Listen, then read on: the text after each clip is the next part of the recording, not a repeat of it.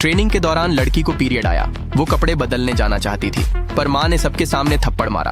बोली, इसमें जज्बा नहीं है। जब लड़की अपने क्लासमेट्स के सामने शर्मिंदा हो गई, तब जाकर उसकी माँ ने, जो उसकी कोच भी थी, उसे कपड़े बदलने दिया। वो अपनी बेटी को इतनी सख्ती से इसलिए ट्रेन करती थी ताकि वो उसका अपना सपना पूरा कर सके। 15 साल पहले उसकी माँ एक शानदार बैले डांसर थी, लेकिन प्रेग्नेंट होने की वजह से उसे कंपटीशन छोड़ना पड़ा। आखिरकार उसके पति ने उसे छोड़ दिया। इसलिए माँ चाहती थी कि उसकी बेटी उसके लिए चैंपियनशिप जीते। वो रोज लड़की की डाइट कंट्रोल करती थी, बस उसका फिगर परफेक्ट रखने के लिए। जब भी लड़की ने विरोध किया, उसे सजा के तौर पर 1 घंटे तक पंजों पर खड़ा रहना पड़ता था। मकसद था उसे सिलेक्शन कंपटीशन जिताना। लड़की ने भी बहुत मेहनत की, बचपन से कई ट्रॉफियां जीती, पर माँ से कभी एक तारीफ का शब्द भी नहीं मिला। फिर लड़की लॉकर रूम में कपड़े बदलने गई, पर सहपाठियों ने उसका मजाक उड़ाया। लड़की जमीन पर बैठकर निराश होकर रोने लगी। एक लड़का अंदर आया। उसने देखा कि वह ठीक नहीं है, तो अपनी जैकेट उतारकर उसके कंधों पर डाल दी। ये दृश्य संयोग से उसकी माँ ने देख लिया। लड़की जल्दी से बाहर आई माँ को समझाने, पर माँ ने उस पर प्रेम प्रसंग का आरोप लगाया और कहा कि सख्ती उसकी भलाई के लिए है। उस रात लड़की पिंजरे में खरगोश को खाना खिला रही थी। उसे लगा कि उसकी किस्मत भी खरगोश जैसी ही है। अगले दिन लड़की स्कूल में तबीयत खराब होने से बेहोश हो गई। सौभाग्य से उसकी चाची वहाँ पहुंची